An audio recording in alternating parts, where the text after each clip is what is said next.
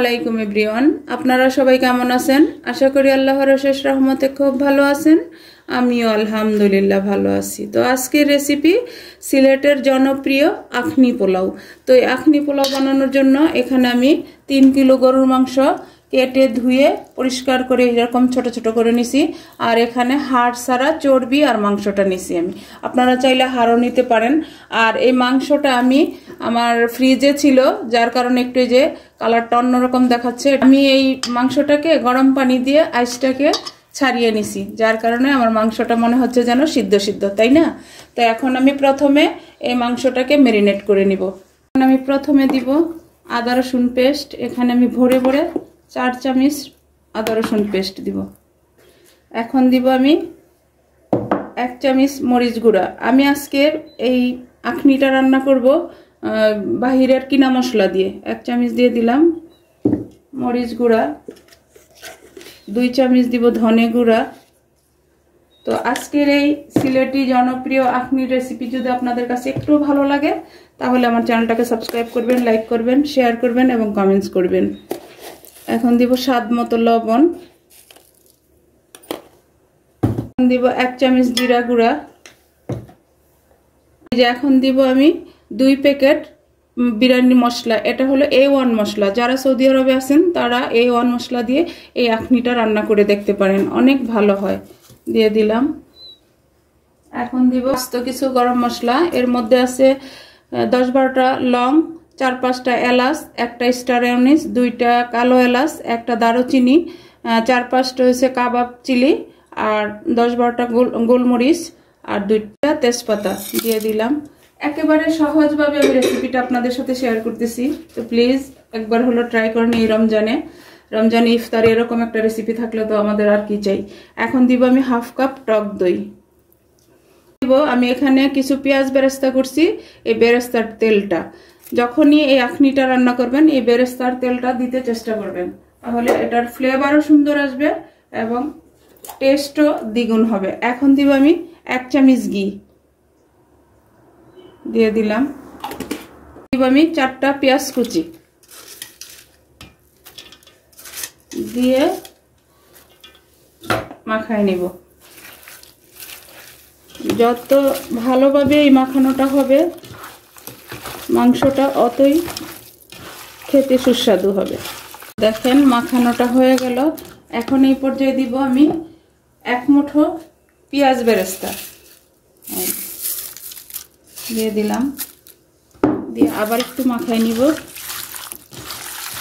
আমি এই হাত ধোয়া একটু পানি দিয়ে দেবো, সামান্য 1 কাপের মতো দিলাম।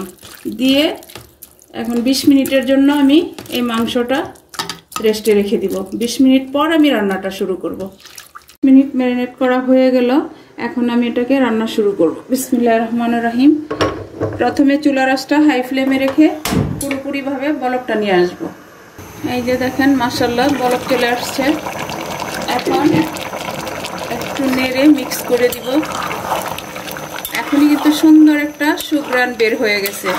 তো প্লিজ আমার ভাই বোনেরা, আপনারা অবশ্যই এই রমজানে বা ঈদে এই সিলেটি জনপ্রিয় আখনি পোলাওটা রান্না করে দেখতে পারেন।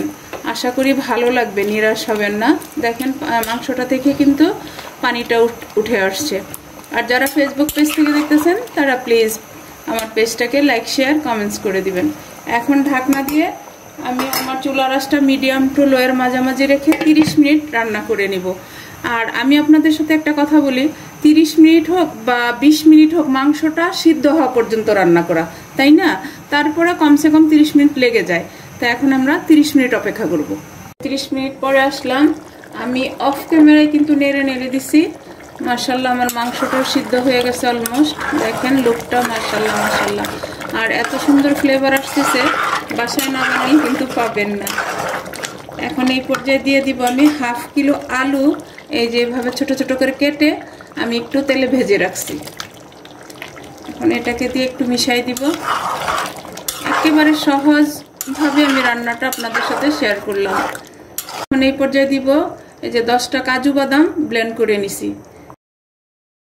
এখন এই কাজু বাদাম পেস্টটাও আমি মাংসের সাথে মিশাই দিব। এখন এই পর্যায়ে দিব আমি 2 চামচ চিনি। টক দই দেওয়া আছে, স্বাদটা যেন ব্যালেন্স হয়ে যায়। এখন চুলার আঁচটা আমি বাড়াই দিব। এতক্ষণ তো মিডিয়াম টু লোয়ের মাঝামাঝি রেখে রান্না করছি, এখন একটু বাড়াই দিব। আর এই পর্যায়ে দিয়ে দিব আমি 1 চামচ কেওড়া জল, 1 চামচ গোলাপ জল দিয়ে দিলাম।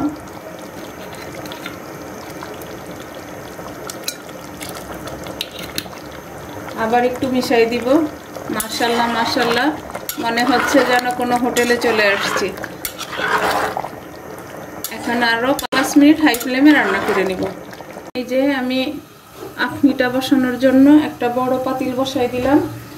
এখন এখানে দিয়ে দিব আমি 1/2 কাপ তেল, রান্নার তেল দিলাম 1/2 কাপ, আর 1/2 কাপ দিব ঘি। আপনারা চাইলে কেউ ঘি ছাড়াও রান্না করতে পারেন, ঘিটা দিলে টেস্টও ভালো আসে আর সুন্দর একটা সুঘ্রাণও চলে আসে।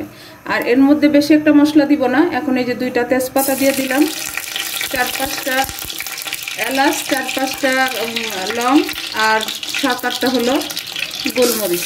বাস মশলার মধ্যেই, যেহেতু আমার মাংসের মধ্যে মশলা দেওয়া আছে। আর 1/2 কাপ দিলাম কিশমিশ। এই যে দেখেন মাশাআল্লাহ আমার কিশমিশটা ভাজা হয়ে গেল। আর আমার মাংস ছিল 3 কিলো, এর জন্য আমি নিচ্ছি 2 কিলো চিনি গুঁড়া পোলাওর চাল। এই যে ধুয়ে পরিষ্কার করে রেডি করে রাখছি। এখন দিয়ে চালটাকে একটু ভেজে নিব। এখন চালটাকে একটু ভাজবো। এই যে এই পর্যায়ে দিয়ে দিব স্বাদ মতো লবণ। আর মাংসতে যেহেতু লবণ দেওয়া আছে, সেটা বুঝেই কিন্তু আপনারা লবণটা দিবেন। এই যে দেখেন মাশাআল্লাহ চালটা ভাজা হয়ে গেল। আর চাল ভাজা তো আমরা সবাই জানি, যখন নাকি দেখবেন চুরচুর করে ফুটতেছে তখনই বুঝতে পারবেন যে চালটা মোটামুটি ভাজা হয়ে গেছে। এই যে ভাজা হয়ে গেছে, এখন আমি আখনি বা পোলাওয়ের পানিটা দিয়ে দিব। আর পানিটা দেওয়ার সময় একটু মেজারমেন্টটা আপনারা বুঝে শুনে দিবেন, কারণ এখানে মাংসতে যে ঝোলটা আছে সেটা কিন্তু দেওয়া হবে, ওই অনুযায়ী দিবেন। তার জন্য আমি আর মেজারমেন্টটা বললাম না। আর যদি ঝোল না থাকে তাহলে চালের ডাবল পানি দিয়ে দিবেন। এই যে এখন আমি পানিটা দিয়ে দিব প্রথমে।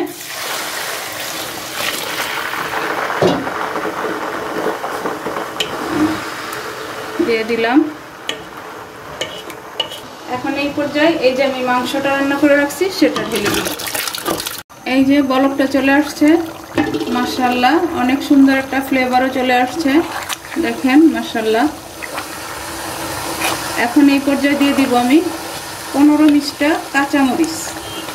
আখনিতে কাঁচামরিচটা না থাকলে কিন্তু ভালো লাগে না। দিয়ে একটু মিশিয়ে দিব। আমি ঢাকনাটা লাগিয়ে দিব। দিয়ে ঢাকনার ছিদ্রটাকে আমি একটা লং দিয়ে বন্ধ করে দিলাম। আর চুলার আঁচটা মিডিয়াম টু লোয়ের মাঝামাঝি করে 20 মিনিট রান্না করব। 20 মিনিটের মধ্যে ইনশাআল্লাহ আমার আখনিটা হয়ে যাবে। এই যে 20 মিনিট হয়ে গেছে আমার, মাশাআল্লাহ। আমি কিন্তু অফ ক্যামেরায় নেড়েও দিছি। এই যে দেখেন মাশাআল্লাহ একেবারে ঝরঝরে একটা আখনি রান্না করা হয়ে গেল। তো এখন এই পর্যায়ে দিব আমি। আর আমাদের এখানে আলুটা তো নরম, একটু আলুটা গলে গলে গেছে, কিছু আছে আস্ত। এই যে এখন এই পর্যায়ে দিব আমি 1 চামচ কেওড়া জল, 1 চামচ গোলাপ জল দিয়ে আবার একটু নেড়ে মিশাই দিব। কিন্তু আর আমি কাঠের চামচটা ব্যবহার করব না, কারণ কাঠের চামচ ব্যবহার করলে এখন চালটা ভেঙে যাবে। এই যে দেখেন মাশাআল্লাহ এখন এত সুন্দর একটা ফ্লেভার আসতেছে। ফ্লেভারটা তো আমরা পাচ্ছি, আপনারা পাচ্ছেন না। বাসায় অবশ্যই বানান, বানায় সবার সাথে এনজয় করুন। এই যে হয়ে গেল আমার সিলেটি জনপ্রিয় আখনি রান্না করা। এখন আখনিটা নামাই নিব, নামায় সার্ভ করে আমি আপনাদের সাথে শেয়ার করতেছি। এই যে এখন আমি সার্ভ করে নিব। একটা এই যে বোল নিয়ে নিলাম। বিসমিল্লাহির রহমানির রহিম। দেখেন একেবারে ঝরঝরা। এই যে দেখেন আমি সার্ভ করে নিলাম। এখন এর উপরে দিয়ে দিব একটু পেঁয়াজ বেরেস্তা। এই যে এটা দেখতেও সুন্দর, খাইতেও টেস্টি হবে। আমার মতো কার কার পেঁয়াজ বেরেস্তা পছন্দ অবশ্যই আমাকে কমেন্টসে জানাবেন। এখন এই সিলেটের জনপ্রিয় আখনি পোলাওটার সাথে কিন্তু যাবে সালাদ। এই যে এখানে আমি একটু সালাদ কেটে নিছি আর একটা লেবু কেটে নিছি। এই আখনি পোলাওটা খাওয়ার মজাই হবে বোরহানির সাথে। তো আমি বোরহানির রেসিপিটা আপনাদের সাথে শেয়ার করি নাই। এই যে আমি বোরহানিটা বানাই নিছি, বোরহানিটা ঢেলে দিলাম।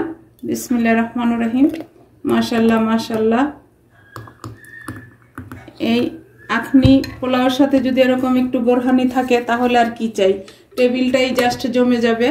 তো প্লিজ আমার ভাই বোনেরা, আপনারাও এই রমজানে বা ঈদে এই সিলেটি জনপ্রিয় আখনি পোলাওটা রাখতে পারেন, সাথে এরকম বোরহানি রাখতে পারেন।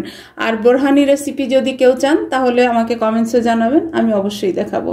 তো যাই হোক, আজকে আমার একেবারে ঘরোয়া উপকরণ দিয়েই আমি বানিয়ে নিলাম আমার আজকের ইফতার স্পেশাল সিলেটি জনপ্রিয় আখনি পোলাও। তো আজকে আমার রান্নাটা শেষ হয়ে গেল, আমি আপনাদের কাছ থেকে বিদায় নিব। আবার নতুন কোনো রেসিপি নিয়ে আসব। আল্লাহ হাফেজ।